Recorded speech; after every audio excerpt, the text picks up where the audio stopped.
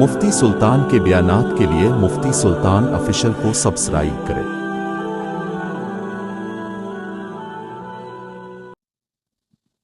الحمد لله نحمده ونستعينه ونستغفره ونؤمن به ونتوكل عليه ونعوذ بالله من شرور أنفسنا ومن سيئات أعمالنا من يهده الله فلا مضل له ومن يضلله فلا هادي له ونشهد أن لا إله إلا الله وحده لا شريك له ونشهد أن سيدنا وسندنا وحبيبنا ومولانا محمدا عبده ورسوله أما بعد فقد قال الله تبارك وتعالى في القرآن المجيد والفرقان الحميد فأعوذ بالله من الشيطان الرجيم بسم الله الرحمن الرحيم يا أيها الذين آمنوا إذا قمتم إلى الصلاة فاغسلوا وجوهكم وأيديكم إلى المرافق وامسحوا برؤوسكم وأرجلكم إلى الكعبين وإن كنتم جنبا فاطهروا وقال النبي صلى الله عليه وسلم إن أمتي يدعون يوم القيامة غرا محجلين من آثار الوضوء فمن استطاع منكم أن يطيل غرته فليفعل أو كما قال عليه الصلاة والسلام صدق الله مولانا العظيم وصدق رسوله النبي الكريم ونحن على ذلك من الشاهدين والشاكرين والحمد لله رب العالمين۔ پیار محبت کے ساتھ ایک دفعہ درود پاک پڑھ لیں۔ اللہم صلی علی محمد فی اول کلامنا، اللہم صلی علی محمد فی اوسط کلامنا، اللہم صلی علی محمد فی آخر کلامنا۔ نماز کے لیے وضو کا درجہ ایسا ہے جیسے تالے کے لیے چابی، بغیر چابی کے تالا نہیں کھل سکتا، اسی طرح بغیر وضو کے نماز نہیں ہو سکتی۔ یہ بنیادی چیزوں میں سے بنی الاسلام علی خمس، شہادت ان لا الہ الا اللہ وان محمد رسول اللہ، تقیم الصلاۃ، تؤتی الزکاۃ، تصوم رمضان، وتحج البیت ان استطعت الیہ سبیلا۔ اسلام کی بنیادیں 5 چیزوں پر ہیں۔ ایک، گواہی دینا اس بات کی کہ اللہ کے سوا کوئی معبود نہیں، محمد صلی اللہ علیہ وسلم اللہ کے رسول۔ نماز قائم کرنا ایک بنیادوں میں سے دوسرا درجہ رکھتا ہے نماز۔ میں نے 2 ہفتے پہلے ایک جملہ استعمال کیا تھا کہ ایمان لانے کے بعد، عقائد کو درست کرنے کے بعد، انسان کے مسلمان ہونے کی سب سے بڑی علامت یہ ہے کہ وہ نماز کا پابند ہو۔ اس کا پابند ہو تو دوسری عبادتوں کو ساتھ میں جوڑ کر کہا تھا کہ یہ نماز ایک ایسی عبادت ہے جو ہر مسلمان مرد عورت پر، چاہے وہ سفر میں ہو یا حضر میں، چاہے وہ امیر ہو یا غریب، مالدار ہو یا فقیر، صحت مند کی حالت میں ہو یا بیمار ہو، نماز پڑھنا ضروری ہے۔ یہ بنیادی چیزوں میں سے ہے اسلام کا۔ اس کے لیے ضروری ہے وضو۔ وضو درست نہیں، نماز درست نہیں۔ نماز درست نہیں تو کل قیامت کے دن اللہ کے رسول نے فرمایا سب سے پہلے نماز کا دفتر کھولا جائے گا، اگر اس میں فیل نکل گئے دوسرے دفتروں کو دیکھا بھی نہیں جائے گا، دوسرے دفتروں کو دیکھا بھی نہیں جائے گا۔ نماز کا دفتر فیل، سارے دفتروں کو ویسے ہی بند، سیدھا اٹھا کے ما سلککم فی سقر قالوا لم نکن من المصلین۔ جہنمیوں سے پوچھا جائے گا نا کیوں ڈالا، کہیں گے ہم نماز نہیں پڑھتے، سیدھا جہنم۔ اللہ ہم سب کی حفاظت فرمائے۔ 5 وقت کی خضوع اور خشوع کے ساتھ، اللہ کے استحضار کے ساتھ اللہ نماز پڑھنے کی توفیق عطا فرمائے۔ تو نماز کے لیے وضو ضروری ہے۔ وضو میں جو چیزیں مسائل کا تعلق ہے اس کی گفتگو گزشتہ جمعہ سے چل رہی ہے. میں نے کہا تھا کہ ایک ہے فرض اور ایک ہے سنت. وضو کے اندر جو فرض ہیں وہ کتنی ہیں؟ آپ لوگوں کو یاد ہوگا گزشتہ ہفتے آپ کے سامنے یہ سبق آیا تھا. وضو میں کتنے فرائض ہیں؟ بولو. 4 فرائض ہیں. پورے چہرے کا دھونا 1 مرتبہ، 3 مرتبہ دھونا یہ سنت ہے. بسم اللہ سنت ہے، مسواک سنت ہے، دونوں گھٹوں تک ہاتھوں کو 3 مرتبہ دھونا یہ سنت ہے. پورے چہرے کا 1 مرتبہ دھونا فرض، 3 مرتبہ دھونا کیا ہے؟ سنت. دونوں ہاتھوں کو کوہنیوں سمیت 1 مرتبہ دھونا فرض، 3 مرتبہ دھونا سنت ہے. پورے سر میں سے چوتھائی سر کا مسح کرنا 1 مرتبہ فرض ہے، پورے سر کا مسح کرنا سنت ہے. کانوں کا مسح بھی سنت ہے، کانوں کا مسح بھی سنت ہے. اسی طرح پیر 1 مرتبہ دونوں پیروں کا ٹخنوں تک دھونا فرض ہے، 3 مرتبہ دھونا سنت ہے. بات سمجھ میں آئی؟ اس میں نے کہا تھا 3 دعائیں ایسی ہیں جو ہم کو سنت سے ملتی ہے. ایک وضو سے پہلے، ایک وضو کے درمیان اور ایک وضو کے بعد میں. وضو کی ابتدا میں جو دعا ہے بسم اللہ الرحمن الرحیم، یہ دعا کافی ہے، یہی دعا سنت سے ملتی ہے. بات سمجھ میں آ رہی ہے؟ یہ ہر ایک کو معلوم ہوگی، مجھے امید ہے. دوسری دعا وضو کے درمیان جب دونوں ہاتھ دھو دیے جائیں تو اللہم اغفر لی ذنبی ووسع لی فی داری وبارک لی فی رزقی. اے اللہ میرے گناہوں کو معاف کر دیجیے اور میرے لیے رزق کو وسیع فرما، اور میرے لیے وسیع مکان عطا فرما، اور میرے رزق میں برکت عطا فرما. میرے رزق میں کیا عطا فرما؟ کیا زبردست دعا ہے. بولو. ہم سب ان چیزوں سے پریشان ہیں. اگر یہ پڑھنے سے اللہ ہماری پریشانی دور کرتا ہے تو آسان ہے نا. استحضار کے ساتھ وضو کرنا ہے، باتیں کرتے کرتے نہیں. استحضار کے ساتھ جتنی خشوع اور خضوع کے ساتھ، اطمینان کے ساتھ آپ وضو کریں گے، اتنے اطمینان کے ساتھ آپ نماز پڑھیں گے، اتنا دل آپ کا نماز میں لگے گا. بات سمجھ میں آ رہی ہے؟ اسی طرح پیر دھونے کے بعد وضو مکمل ہو گئی. اب اس کے بعد 2 دعا ہے. کتنی دعا ہے؟ 2. وضو سے فارغ ہونے کے بعد آسمان کی طرف چہرہ کرنا ہے، انگلی نہیں، صرف چہرہ، یعنی آسمان کی طرف دیکھنا ہے. اگر نہیں دکھتا ہے، ابھی مکان کے اندر وضو کر رہے ہیں تو دیکھنے کے لیے باہر آئیں گے آسمان کی طرف، ویسا نہیں. وضو کے بعد کی دعا ہے اشہد ان لا الہ الا اللہ وحدہ لا شریک لہ واشہد ان محمدا عبدہ ورسولہ. حضرت عمر رضی اللہ عنہ اس حدیث کے راوی ہیں. وہ فرماتے ہیں کہ جو بندہ وضو کرنے کے بعد یہ دعا پڑھے گا، اللہ کل قیامت کے دن اس سے کہیں گے جنت کے 8 دروازوں میں سے جس دروازے سے جانا چاہتا ہے اس دروازے سے چلا جا. سبحان اللہ. عمل مختصر، ثواب بولو زیادہ. عمل مختصر اور ثواب زیادہ. کتنا سیکنڈ لگے گا اس میں؟ وضو سے فارغ ہو گئے، آسمان کی طرف چہرہ کیا، اشہد ان لا الہ الا اللہ، میں گواہی دیتا ہوں اس بات کی کہ اللہ کے سوا کوئی معبود نہیں، وحدہ لا شریک لہ، اس کے ساتھ کوئی شریک نہیں ہے، وہ تنہا اکیلا خالق اور مالک. واشہد ان محمدا عبدہ ورسولہ، اور میں گواہی دیتا ہوں اس بات کی کہ محمد صلی اللہ علیہ وسلم اللہ کے بندے ہیں اور اللہ کے آخری رسول ہیں. سمجھ میں؟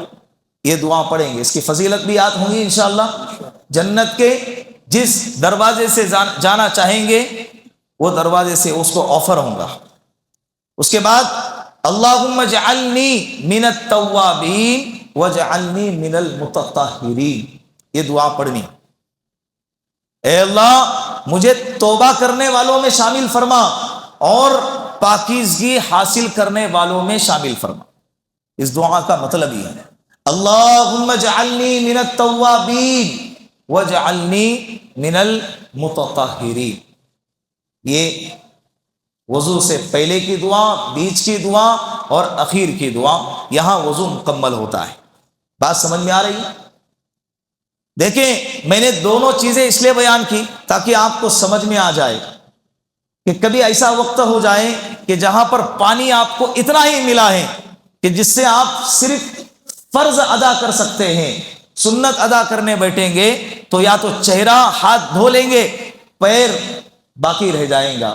اتنا مختصر پانی ہے، یا اتنا مختصر پانی ہے کہ اس میں 2 یا 3 لوگوں کی وضو ہو سکتی ہے فرض ادا کرنے کے ساتھ۔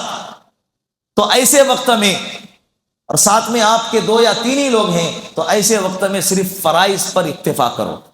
اس پہ اکتفا کرو، فرائض پر اکتفا کرو۔ پانی کو دیکھ کر، حالات کو دیکھ کر، موقع اور محل کو دیکھ کر فرائض آپ کے ذہن میں ہونے چاہیے کہ ایک مرتبہ چہرہ دھو لیا کافی ہے، دونوں ہاتھ دھو لیے کافی ہے، سر کا ایک مرتبہ مسح کر لیا، چوتھائی سر کا کافی ہے، دونوں پیروں کو ایک مرتبہ دھو لیا کافی ہے۔ اب فرائض ادا ہو گئے، آپ وضو آپ کا مکمل ہو گیا، آپ نماز ادا کرو۔ نماز تو آپ کی قضا نہیں ہوں گی، آپ کی نماز تو قضا بولو نہیں ہوں گی۔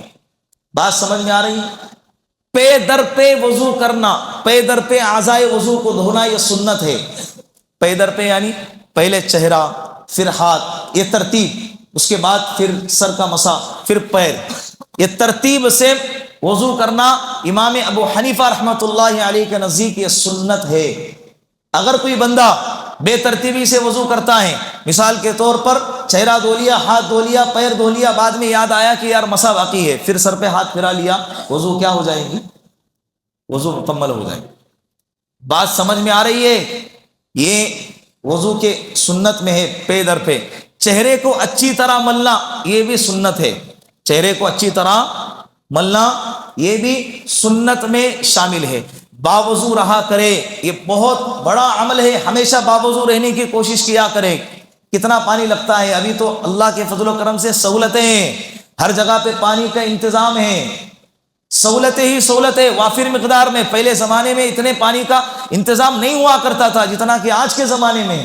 ٹیکنالوجی آگے بڑھ گئی، مشینری آگے بڑھ گئی، جس نے پانی کو سمندر سے کھینچ کر ہم تک پہنچا دیا، نلوں کے ذریعے سے ہمارے گھروں میں جاری کرا دیا۔ ورنہ آج سے 15 20 سال 25 سال پہلے ہم اپنے بچپنوں میں دیکھتے تھے، آپ لوگوں نے بھی دیکھا ہوگا کہ 2 3 کلومیٹر تک پیدل جانا ہوتا تھا اور پانی کو کنویں سے کھینچ کر لانا ہوتا تھا، اور حفصے کے ذریعے سے ہپس کر پوری کی پوری بستی جمع ہو رہی ہے، پورا محلہ جمع ہو رہا ہے، گھنٹوں لائن لگائے جا رہے ہیں۔ اس کے باوجود چند گھڑے، چند برتن ہمارے ہاتھ لگ رہے ہیں۔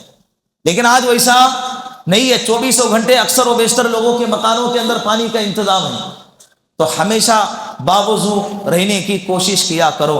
ایک دفعہ آپ صلی اللہ علیہ وسلم کی خدمت میں شیطان آیا اور کہنے لگا، آپ صلی اللہ علیہ وسلم نے اس سے سوال کیا، کہا کہ تیرے دشمن کون کون لوگ ہیں، کتنے لوگ تیرے دشمن ہیں؟ وہ کہنے لگا کہ 15 لوگ میرے دشمن ہیں، اس میں سے سب سے پہلے آپ ہی ہے۔ آپ کی وجہ سے میری ساری محنت کیا ہو گئی؟ ختم ہو گئی۔ آپ کی وجہ سے کتنے لوگ میرے ہاتھ سے بچ گئے، جہنم سے بچ گئے، جہنم سے بچ کر جنت میں جانے والے بن گئے، آپ ہی ہے۔ پھر لسٹ گنانے کے ساتھ اس نے اس میں سے 15 میں سے ایک گنایا، کہا کہ جو بندہ ہمیشہ باوضو رہتا ہے وہ بندہ میرے ہاتھ سے بچ جاتا ہے، وہ بندہ میرے ہاتھ سے کیا ہو جاتا ہے؟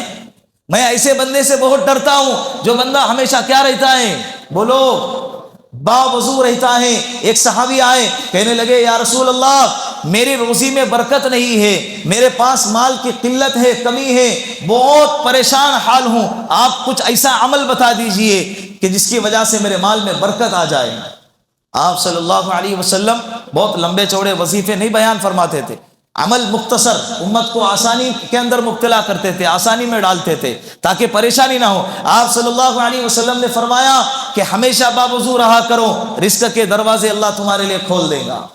رزق کے دروازے اللہ کیا کرے گا؟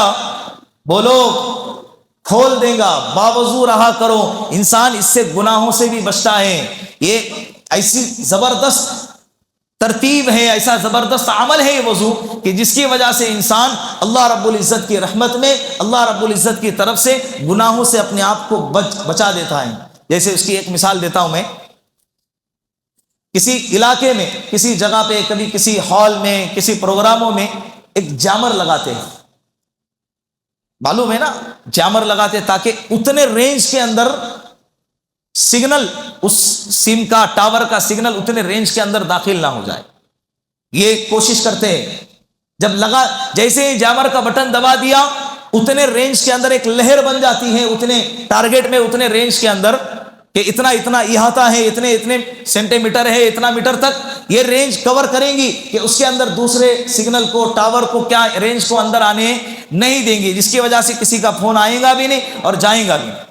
اسی طرح جب بندہ وضو کرتا ہے تو اللہ کے رحمت میں چاروں طرف سے گھر جاتا ہے کہ جس کی وجہ سے وہ بندہ اپنے آپ کو گناہوں سے بچاتا ہے اور یہ بندہ گناہوں سے بچ جاتا ہے۔ بات سمجھ میں آ رہی؟ پڑوس کے ملک میں سید الطائفہ حضرت پیر فقیر مولانا ذوالفقار صاحب نقشبندی دامت برکاتہم العالیہ ہیں، وہ ایک واقعہ بیان کرتے ہیں، کہا کہ بچپن میں ایک چھوٹا سا بچہ تھا، نرسری میں پڑھتا تھا، گھر سے اسکول آیا نرسری میں،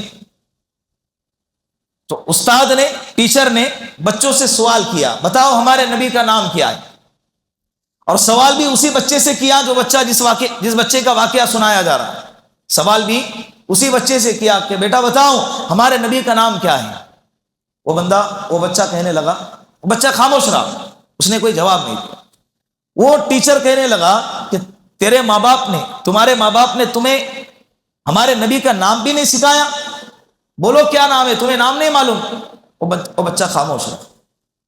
پھر اس کے پڑوس کے بچے سے پوچھا تو اس بچے نے فوراً جواب دیا کہ ہمارے نبی کا نام محمد صلی اللہ علیہ وسلم۔ استاد کو بڑا غصہ آیا، استاد نے پھر اسی بچے سے دوبارہ پوچھا کہ اب بتاؤ ہمارے نبی کا نام کیا؟ وہ بچہ پھر خاموش رہا، ابھی تو سنا ہے نا، اب تو نام بتا دیتا، لیکن پھر خاموش رہا۔ تو استاد کو بڑا غصہ آیا، ڈانٹا پیٹا۔ پھر لنچ کا ٹائم ہوا، بریک ہوا، بچے چلے گئے، لنچ وغیرہ کھا کر دوبارہ کلاس روم میں آ گئے۔ بچوں کو ڈانٹا تھا، استاد کے دل میں ایک ملال تھا، غصہ ٹھنڈا ہو گیا، بچے کو پیار سے سر پہ سے ہاتھ پھرایا۔ یہ لنچ کے ٹائمنگ میں، جب بریک کا جو ٹائم تھا، اس ٹائمنگ میں وہ بچہ جب نکلا، واش روم میں گیا اور وضو کر کے فارغ ہو کر آیا اور کلاس روم میں آ کر بیٹھ گیا۔ جب دوبارہ کلاس سٹارٹ ہو گئی، شروع ہو گئی، تو استاد نے اسی بچے سے پوچھا کہ بیٹا اب تو بتا ہمارے نبی کا نام کیا ہے؟ بچے نے کہا محمد صلی اللہ علیہ وسلم۔ کہا کہ پہلے کیوں نہیں بتا رہا؟ کہا کہ مجھے پہلے بھی معلوم تھا، اس لیے نہیں بتایا تھا کہ میرے ماں باپ نے مجھے سکھایا ہے کہ بیٹا جب بے وضو ہو تو میرے نبی کا نام زبان سے نہیں لیا کرتے۔ میں اس بریک سے پہلے بے وضو تھا، باوضو نہیں تھا، آپ پوچھ رہے تھے، اسی لیے میں بے وضو ہونے کی وجہ سے میرے نبی کا نام زبان پہ نہیں لے آ رہا تھا۔ اب میں وضو کر کے آیا ہوں، آپ نے دوبارہ میرے نبی کا نام پوچھا تو اب میں نے میرے نبی کا نام بتا۔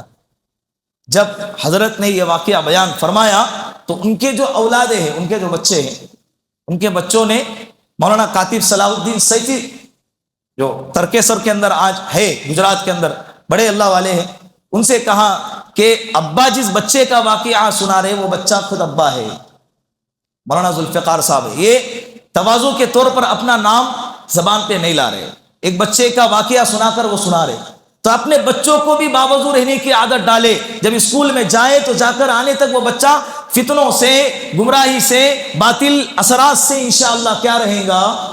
محفوظ رہے گا۔ یہ اس کی برکات ہے۔ بات سمجھ میں آ رہی ہے؟ یہ وضو کی فضیلت میں آپ کے سامنے بات کی۔ اب آتے ہیں ہم اپنے اس ٹاپک پر جس کا میں نے گزشتہ ہفتے اعلان کیا تھا کہ وضو کن چیزوں سے ٹوٹتا ہے، جاننا ضروری ہے، اس لیے کہ جب ملاقاتوں میں جاتے ہیں نا، اللہ نے اس امت کو دعوت کا کام دیا ہے، بہت بڑا احسان کیا ہے اللہ نے، ورنہ کون آج تو سگا ایک رشتہ دار کسی دوسرے رشتہ دار کی فکر نہیں کرتا، جی رہا ہے مر رہا ہے کس حال میں کسی کو کوئی پڑی نہیں ہے۔ لیکن دعوت کے کام کرنے والے ساتھی ایک ایسے انسان کے پاس جا رہے ہیں جس کو وہ نہیں جانتے، جس کے خاندان کے بارے میں نہیں معلوم ہے، اور یہ بھی نہیں معلوم کہ جب جائیں گے تو سامنے والا بندہ کیا جواب دے گا، اچائی سے استقبال کرے گا کہ ترش روئی سے اس کو دھتکارے گا، نہیں معلوم۔ لیکن جب ملاقاتوں میں جاتے ہیں، ساتھیوں سے ملاقات کرتے ہیں، 50 سال 60 سال کی عمر، حقیقی بات بتا رہا ہوں، لیکن ان کو وضو کا طریقہ نہیں معلوم، غسل کا 50 سال گزر گئے، حضرت کو غسل کا طریقہ نہیں معلوم، غسل کا طریقہ نہیں معلوم۔ جیسے ایک مکالمہ بنایا تھا نا کہ ایک بچہ ہے، 2 بچوں کا مکالمہ بنایا تھا، ڈرامہ جس کو کہتے ہیں، عربی میں اس کو مکالمہ کہتے ہیں۔ 2 بچے، اس میں سے ایک کو بوڑھا بنایا گیا اور ایک بچہ کو عالم بنایا گیا۔ وہ عالم بچہ بوڑھے سے پوچھ رہا ہے، وہ بھی گاؤں دیہات کا بوڑھا ہے، وہ لکڑی لے کر جھک کر ایسا کھڑا ہے، وہ عالم بچہ وہ بوڑھے شخص سے پوچھ رہا ہے کہ دادا جی بولو غسل کے کیا فرائض ہے؟ وہ کہنے لگا جی مجھے معلوم ہے، آپ کو کیا سمجھتا ہے، آپ کو کیا لگتا ہے، مجھے اسلام نہیں معلوم ہے، مجھے وضو اور غسل کا طریقہ بھی نہیں معلوم ہے۔ کہا کہ اچھا ٹھیک ہے، ماشاءاللہ بہت اچھی بات ہے، آپ بتاؤ کیا طریقہ ہے؟ کہا کہ پہلا فرض یہ ہے کہ بکیٹ لینا، دوسرا فرض یہ ہے مگا لینا، تیسرا فرض یہ ہے ٹاویل لینا، چوتھا یہ ہے صابن لینا۔ یہ سارے فرائض وہ گنانے لگے۔ یہ بھلے ہی یہ لطیفے کے انداز میں ہوں، لیکن آج میں ہزاروں لوگ معاشرے میں ایسے پائے جاتے ہیں جن کو وضو اور غسل کا طریقہ نہیں معلوم۔ حقیقی بات بتا، اللہ کے راستے میں نکلتے نہیں ہیں، سالوں سال نہیں نکلتے، تو سیکھنے کا کیا موقع ہے؟ نہ مدرسے میں انٹری ہو رہی ہے، نہ جماعت اللہ کے راستے میں نکل رہے ہیں، تو پھر آپ کو علم کیسے آئے گا؟ گوگل سے، سوشل میڈیا سے، وہاں تو بھرے پڑے ہیں، اچائی اور غلط دونوں وہاں پر بھرے پڑے ہیں۔ آپ کیسے فیصلہ کرو گے کہ بھائی یہ صحیح ہے اور یہ غلط ہے؟ کیونکہ ہم خود کورے کاغذ ہیں، جو لکھا جائے گا وہی صحیح سمجھیں گے۔ تو یہ بیسک چیزیں ہیں جس کا ہر مسلمان کے لیے جاننا ضروری ہے۔ بات سمجھ میں آ رہی؟ وضو کن چیزوں سے ٹوٹتا ہے، انشاءاللہ آج کی مجلس میں ہم سیکھیں گے۔ نمبر 1، عادت کے طور پر شرمگاہ سے نکلنے والی چیزیں، عادت کے طور پر، جیسے پیشاب ہے، پاخانہ ہے، اسی طرح سے منی ہے، مزی ہے، ودی ہے۔ یہ 5 چیزیں ہیں جو عادت کے طور پر مرد اور عورت کے شرمگاہ سے نکلنے والے اجزاء جس کو کہا جاتا ہے، اس سے وضو ٹوٹ جاتا ہے۔ منی، مزی، ودی۔ منی سے تو غسل فرض ہو جاتا ہے۔ رہی بات مزی کی، مزی کہتے ہیں شہوت سے جو پتلا پانی نکلتا ہے، اس سے وضو ٹوٹتا ہے، غسل نہیں۔ لیکن یہ پانی ناپاک ہے، اگر بدن پہ یا کپڑے پہ لگ جائے تو اتنے حصے کا دھونا ضروری ہو جاتا ہے۔ بات سمجھ میں آ رہی؟ اس کو مزی کہتے ہیں، مزی، میم دال یا۔ اور ایک ہے ودی، جو پیشاب سے پہلے اور پیشاب کے بعد جو گاڑھا پانی نکلتا ہے، اس کو ودی کہتے ہیں، اس سے بھی وضو ٹوٹ جاتا ہے۔ یہ 2 چیزیں۔ اسی طرح پیشاب ہے، پاخانہ ہے، اس سے بھی کیا ہو جاتا ہے؟ وضو ٹوٹ جاتا ہے۔ ریح کا نکلنا، ہوا کا نکلنا، اس سے بھی وضو ٹوٹ جاتا ہے۔ بات سمجھ میں آ رہی؟ یہ عادت کے مطابق۔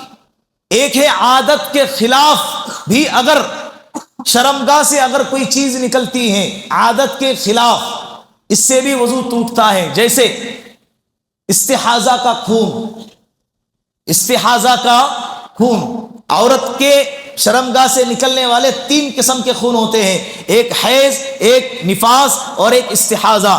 حیض اور نفاس، اس سے تو غسل ٹوٹ جاتا ہے، لیکن یہ استحاضہ جس کو بیماری کا خون کہتے ہیں، یہ عادت کے خلاف ہے، ہر کسی عورت کو نہیں نکلتا۔ جس کو بیماری ہے، ہزاروں میں ایک، لاکھوں میں ایک، چند قسم کے ایسی عورتیں ہوتی ہیں، اس سے بھی وضو ٹوٹ جاتا ہے۔ اس سے غسل نہیں ٹوٹتا۔ کیا ٹوٹتا ہے؟ بولو۔ بھلے آپ کو لگ رہا ہوگا کہ کیسے مسائل چھیڑ رہا ہے، ہزاروں لوگ اس میں مبتلا ہیں، مسائل معلوم نہیں ہوتے ہیں، نماز غارت کر دیتے ہیں۔ یہ مسائل کا سیکھنا ضروری ہے، یہاں سیکھو گے نہیں تو کہاں سیکھیں گے؟ تو یہ استحاضہ کا خون۔ اسی طرح کیڑے کا نکلنا، بعض لوگوں کے بدن میں ایک قسم کی بیماری ہوتی ہے کہ جس کی وجہ سے شرمگاہ سے کیڑے نکلتے ہیں، اس سے بھی وضو ٹوٹ جاتا ہے۔ کنکری کا نکلنا، اس سے بھی وضو ٹوٹ جاتا ہے۔ یہ والی قسمیں، شرمگاہ والی قسمیں یاد رکھے۔ دوسرا، الٹی کرنے سے وضو ٹوٹ جاتا ہے۔ اسی طرح پورے بدن میں سے خون، پیپ یا پیلا پانی اگر نکل گیا، پورے بدن میں کسی بھی جگہ سے خون نکلا یا پیلا پانی نکلا یا پیپ نکل گیا، اس سے بھی کیا ہو جاتا ہے؟ وضو ٹوٹ جاتا ہے۔ اگر کوئی بندہ بیماری کی حالت میں، وضو کی حالت میں ہے، بیمار ہو گیا، ہاسپٹل چلا گیا، ڈاکٹر نے انجیکشن لگا دیا، تو یہاں دیکھا جائے گا کہ انجیکشن کے ساتھ خون نکل رہا ہے یا نہیں نکل رہا۔ بعض دفعہ انجیکشن کے ساتھ خون بھی نکلتا ہے اگر وہ انجیکشن رگوں میں لگایا جائے، تو اگر خون نکل گیا ساتھ میں اس کے تو وضو ٹوٹ گیا، نہیں نکلا تو وضو نہیں ٹوٹے گا۔ گلوکوز چڑھایا جائے وضو کی حالت میں ہے، اگر خون نکلا تو وضو ٹوٹ جائے گا، نہیں نکلا تو وضو بولو نہیں ٹوٹے گا۔ اسی طرح نیند، سونا، سونے سے بھی وضو ٹوٹ جاتا ہے۔ کیسا سونا؟ ایسا سونا جس سے ایسا ٹیک لگا کر سونا کہ اگر وہ ٹیکا اس سے نکال دیا جائے تو وہ بندہ گر جائے۔ ایسا ٹیک لگا کر سونے سے وضو ٹوٹ جاتا ہے کہ اگر اس سے وہ ٹیکا نکال دیا جائے تو وضو کیا ہو جائے؟ وہ بندہ گر جائے تو اس سے وضو ٹوٹ جاتا ہے۔ بات سمجھ میں آ رہی ہے؟ اس کی وجہ یہ ہے، امام ابو حنیفہ رحمۃ اللہ علیہ نے فرمایا، اس کی وضاحت فرمائی، کہا کہ وضو سونے سے نہیں ٹوٹتا، اصل مسئلہ یہ ہے، لیکن ہم نے سونے پر وضو کے ٹوٹنے کا حکم اس لیے لگایا کہ جب بندہ سو جاتا ہے تو اس کے پورے بدن کے اعضاء ڈھیلے پڑ جاتے ہیں، کہ جس کی وجہ سے اکثر و بیشتر یہ امکان ہوتا ہے کہ اس سے ریح خارج ہو جائے، ہوا خارج ہو جائے۔ تو یہ تو سمجھ میں نہیں آتا ہے کہ بھئی ہوا خارج ہوئی یا نہ ہوئی، انسان اس وقت میں ہوش میں نہیں ہوتا ہے، تو یہ حکم لگا دیا گیا کہ جس کی وجہ سے اعضاء ڈھیلے ہوتے ہیں وہ ہے نیند، تو نیند پر حکم لگا دیا کہ بندہ سو گیا تو وضو کیا ہو گئی؟ چاہے آپ 1 منٹ کے لیے سو جائے، چاہے آپ 2 منٹ کے لیے سو جائے، اگر آپ کے اعضاء ڈھیلے ہو گئے تو آپ کی وضو کیا ہو گئی؟ بولو ٹوٹ گئی۔ بغیر ٹیک لگائے بیٹھے بیٹھے اگر سو رہے تو وضو آپ کی نہیں ٹوٹیں گی، اعضاء آپ کے مضبوط ہے، جگہ پہ ہے جس نے آپ کو روکے رکھا ہے۔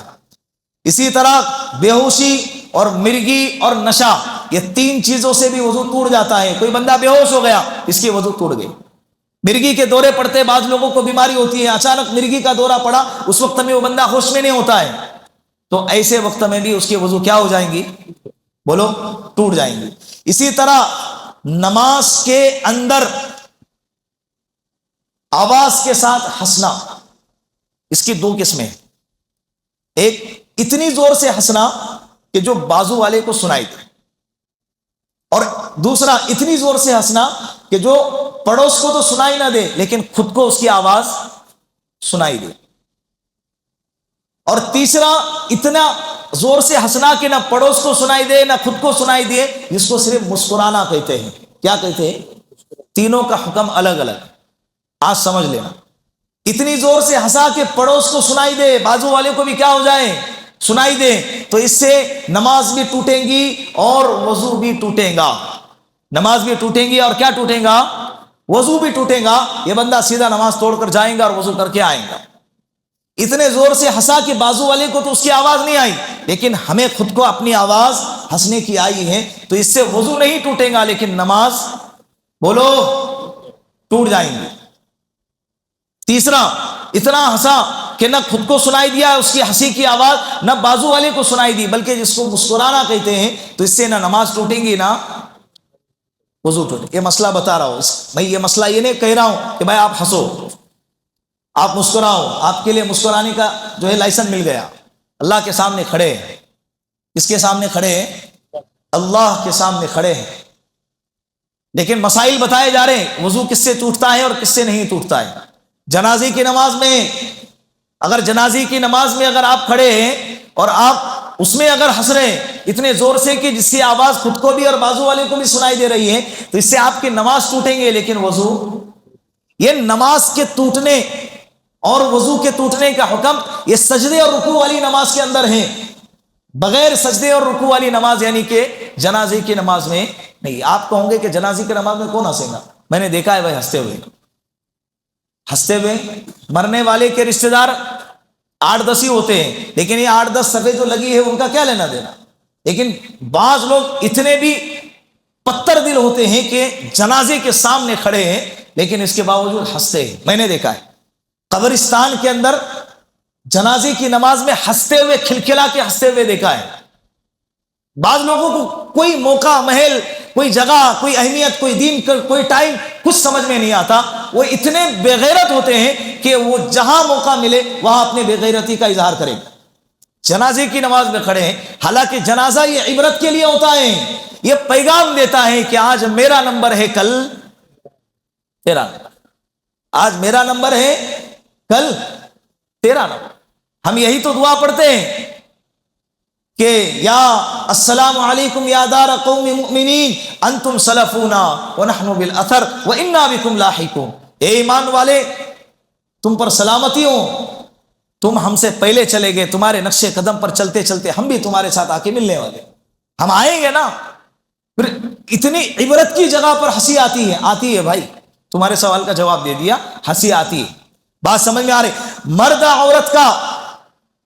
مرد عورت کا شہوت کے ساتھ ایک دوسرے کو چھونا، اگر اس چھونے سے مزی نکلتی ہے تو وضو ٹوٹ جاتا ہے، مزی نکلتی ہے تو کیا ٹوٹ جاتا ہے؟ بولو، وضو ٹوٹ جاتا ہے۔ یہ وضو کے ٹوٹنے کا مسئلہ ہے۔ اس کے بعد بھی اگر کچھ مسائل ایسے رہ جاتے ہیں کہ جس کی وجہ سے آپ لوگوں کو اس کا آپ کا جواب یہاں پر نہیں ملا، ٹائم کم، مسائل زیادہ ہیں، مختصر وقت میں سارے مسائل کو آپ کے سامنے بیان کرنا ممکن نہیں، پھر بھی اگر کچھ مسائل ہیں جس کا واسطہ آپ کا اس مسئلے کے ساتھ ہوا ہے تو بعد میں جب آپ کو فرصت ہو یا اپنے علاقے کے معتبر علماء سے اس مسائل سے ڈسکس کیا کرو۔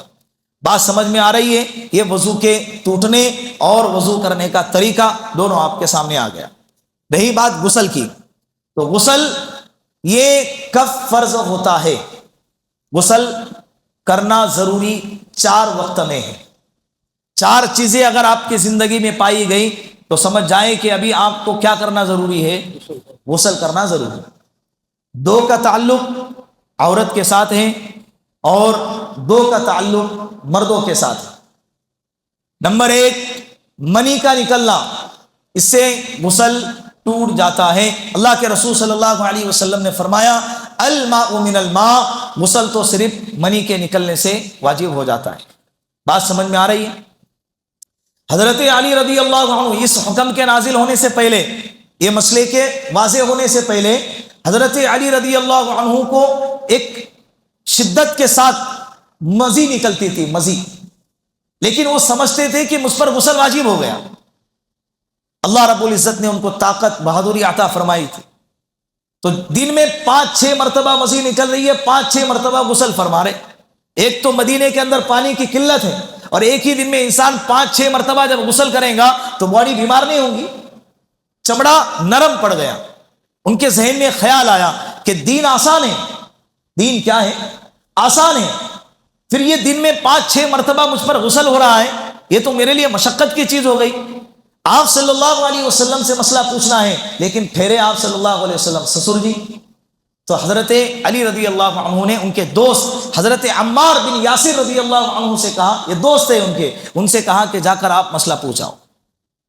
جا کر جب مسئلہ پوچھے تو آپ صلی اللہ علیہ وسلم نے فرمایا الماء من الماء، کہ غسل منی سے فرض ہو جاتا ہے۔ بات سمجھ میں آ گئی؟ ایک۔ دوسرا، کوئی بندہ اسلام میں داخل ہو گیا، اسلام میں داخل ہو گیا تو اس کے لیے ضروری ہے کہ غسل کروایا جائے۔ اس کو کیا کیا جائے؟ ایک ظاہری باطنی دونوں ہی ناپاکی سے وہ باہر نکلا ہے، اب اس کو پاک کرنے کے لیے غسل کرنا ہے۔ تیسرے نمبر پر جس کا تعلق عورت سے ہے، حیض کے خون سے فارغ ہو گئی۔ ہر عورت کو ہر مہینے کچھ ایام میں ناپاکی کے خون کا ایک سلسلہ چلتا ہے، جب وہ منقطع ہوتا ہے، جب وہ ختم ہو جاتا ہے تو اس کے ختم پر اس عورت پر غسل کیا ہو جاتا ہے؟ فرض ہو جاتا ہے، واجب ہو جاتا ہے۔ وہ ضروری ہے غسل کرنا، اس کے بغیر نہ قرآن کی تلاوت کریں گی، نہ نماز پڑھیں گی، نہ اپنے شوہر سے ملاقات کریں گی۔ یہ چوتھے نمبر پر نفاس کے خون سے فارغ ہو جانا۔ کوئی عورت ہے جس کو بچہ پیدا ہو گیا، بچے کے پیدائش کے بعد جو خون نکلتا ہے اس خون کو نفاس کا خون کہتے ہیں۔ کسی کو 1 دن، کسی کو 2 دن، کسی کو 10 دن، آخری جو اس کی تاریخ ہے 40 دن، کسی کو 40 دن تک نکلتا ہے۔ اس سے اوپر بھی اگر خون نکل رہا ہے تو یہ خون نفاس کا نہیں بلکہ یہ بیماری کا خون ہے۔ وہ 40 دن گزر گئے پھر بھی خون نکل رہا ہے، اس کے بعد بھی یہ عورت غسل کریں گی اور اس کے بعد نماز پڑھیں گی، روزہ رکھیں گی، تلاوت کریں گی، شوہر سے ملاقات بھی کریں گی۔